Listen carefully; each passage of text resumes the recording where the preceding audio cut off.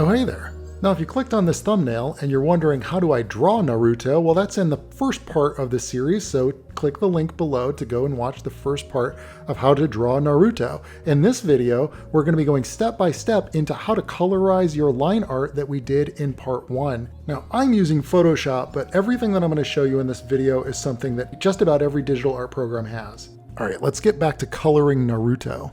Now the first thing that we're going to do is create a color flats layer, and you'll notice that you can drag your layers and reorganize them from top to bottom by just grabbing onto the thumbnail and dragging it into whichever order you want. You can also color dab by pressing the Option key and then touching any color from any image that you have in your Photoshop file. That'll grab that color and then you can paint with it. So I've created a little palette here of all the colors that I'm going to need to paint Naruto. Select a nice hard round brush and size it down to a fairly medium-sized brush, and then just go ahead and fill in your background. I've chosen green because it's going to contrast nicely with the orange. These are just two colors that just go really well together. Don't worry about getting a little sloppy with the lines. Because we're on that color flats layer, our lines are still going to be visible on top because layers by default have transparency. Now remember, you just want to paint these in with nice flat colors. Don't get into any details, don't start shading anything yet. Just make sure that if the skin tone is a skin tone, it's a nice flat skin tone. And if his shirt is orange right there, make sure it's solid orange. You can see I got that really sloppy green going on right there, but then I grabbed that gray kind of tan color that's the shadow color for his collar, and I'm just filling that in over the green. And I'm still on that same layer to make sure that it's getting really nice, clean, solid color flats. This is a standard process they use for comic book coloring and cell shading for animation. Again, also don't worry if maybe your colors are a little bit off and maybe not as accurate as you'd like them to be, because there are ways that you can change that later by creating selections. A lot of what your color flats are really just creating selections that you can use later, and I'll show you exactly what I mean. Up here in the toolbar, we have this marquee tool, and this is a magic selection tool.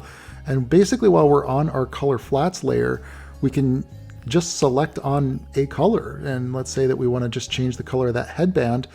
Press Command U to pull up the hue saturation adjustment feature and adjust the hue saturation. And then you get these sliders, and then you can move that around to maybe make it a little lighter or a little less saturated or a little brighter. And again, you're just working with the flats. You don't want to just do this with selections, individual little pieces.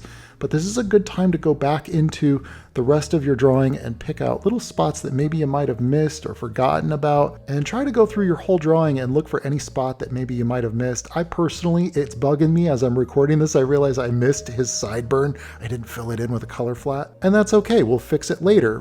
Part of the process of drawing is putting something down and then evaluating it, recognizing where you can make an improvement and knowing how to acknowledge that and fix it. It's a constant state of fixing your errors. Now, what you could do is just make a selection of, let's say, the metal on his headband, and while it's selected, you'll notice that you can't really draw outside of it.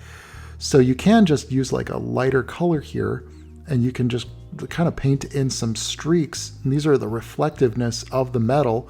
Of course, the bottom side of the metal plate on his forehead is going to have a little bit more shadow. Then you can go in and add a little bit of that white to create a little bit of a reflective metal. And notice, yeah, since I have it selected, you can see with the little ants, the outline there that is selected, that it won't paint outside of that. But I actually recommend that it's best to create a separate layer to do this, so that your color details are on a separate layer from your color flats. That way you can have your highlights, your flats, and your shadows all on separate layers. And so the proper process is to, on your color flats layer, make your selections, and then change the active layer to your shadows or details layer. And then that way you'll notice I can be as messy as I want with my brush strokes, and it stays within that selection. So the color flats then ultimately become almost like a mask or a mask guide. So if I want to select all of the flesh tones in his face, then it's one click to select them all. And then I can go into my details layer and start to add a little bit of shading around the chin and around the underside of his headband and along the sides of his face and under his nose. And just adding a little bit of that definition is going to create a little bit more depth and a little bit more believable depth and believable lighting. And be careful with this. If you add like top-down lighting on his hair, you want to make sure that you also have the same angle of light on other surfaces. So don't have like underlighting on his face, but then his hair is lit from the top down. So you want to be consistent with that. If you choose to put your shadows underneath things, then make sure that it's underneath those things across all of your drawing. And also remember that, for instance, the white of his collar is not going to be as dark as the shadow under his chin, for example, because it's a white material.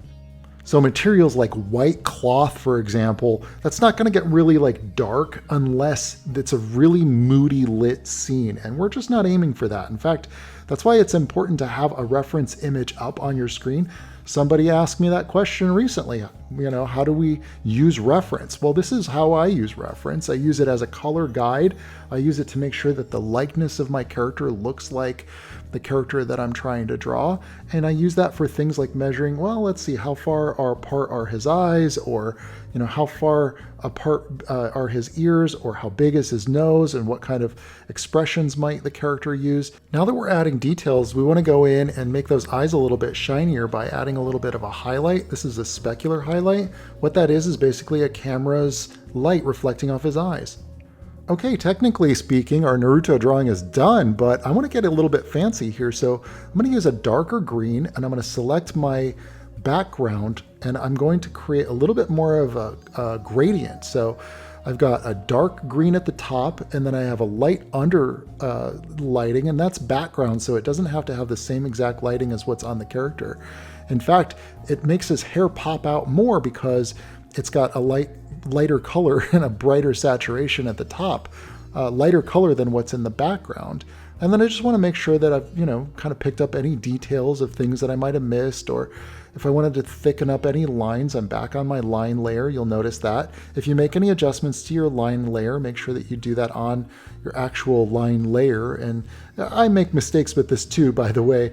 You'll get a little bit jumbled up, but once you get used to this process and it becomes normal to you, you start to look for it and anticipate it and expect it. And it's good practice too, to just be organized with your layers. It helps if you name them as well. And I'm sure you noticed that you can just go in and double click on the word and rename your layers in Photoshop. Most drawing programs let you do that. Oh, what's that? What's that? You want to get fancy? All right, well, check this out. I got some more bags of tricks. One thing I like to do is go back up to my sketch layer, and then I bump up the opacity on that sketch layer just a little bit so you can actually see those little sketchy lines. And then I hit Command U, and that creates that hue saturation control that I was telling you about. And I'm going to bump up the saturation, and I'm going to colorize it and bump that up so it's a nice warm, almost orange in the line art itself. And then I'm going to do that on the regular line art as well, and just bump up that saturation and the lightness so that we almost have red or orange line work. And then I'm going to just play around a little bit with the opacity to maybe back off the opacity of the line art so we keep a little bit of the sketch lines. And this is something that you see in a lot of more advanced artists' Instagrams and whatnot. And it's just kind of a fancy trick to add a little bit more depth and a little bit more artistry to your line art. It's kind of a neat little bag of tricks. And then I'm going in and erasing them on my sketch layer, and I'm erasing some of my guidelines that are a little too intrusive or too obvious, but keeping it just a little bit of that looseness. And now this is totally your preference. Like I said earlier in the video, some artists are going to want to go for a very clean looking cell shaded look. That's not always my taste. I like to show a little bit of the hand-drawn line sketches, And then what I do is I actually forgot. I remembered towards the end, I was like, oh man, I totally forgot to add the little shadow layer to his shirt. So I've gone in and I've made the selection on my color flats layer. Remember, that's the beauty of keeping your color flats separated, is that if you ever want to change the color of his shirt at all, you can just go down to the color flats layer and just and then go back up to your details layer and start to add in some darker colors for your shadows, or where parts are meeting, or where something might have a little bit of curvature to it, and just make sure that your lighting is consistent across the whole image. And then you've got just little tidying up stuff to do. Another fancy trick that I like to do is I will select his hair, for instance, like a large area on the top, and I will add a little bit of an airbrush. This is just a big fat airbrush, and you want to make sure you do that on the highlights layer. I created a new layer for highlights. You want to do it on another layer. You don't want to do that on your normal color flats layer because it could be destructive, you know. But if you wanted to just add a little bit of like gradients in like his hair or on his face, like this is a great time to do it in that sort of final polished cleanup phase. And so there you have it. That's a nice approach to colorizing your line art. You could, of course, if you were drawing this on paper, you could scan that in and use the same process. If you'd like to dig a little deeper and unlock all of my drawing secrets, I have tons of workshops over on my Gumroad. But I want to encourage you to check out the free Digital Artist Starter Kit. This is going to help you to just get started with doing digital art. And it's going to help you with just about any drawing program that you could get your hands on, including Procreate, Clip Studio Paint, or Adobe Photoshop. I'd really like to hear what you want to learn to draw, so please drop that in the comments below, and I will consider it for a future episode in the Let's Draw series. Don't forget to subscribe, and I will see you in the next video. All right, ciao.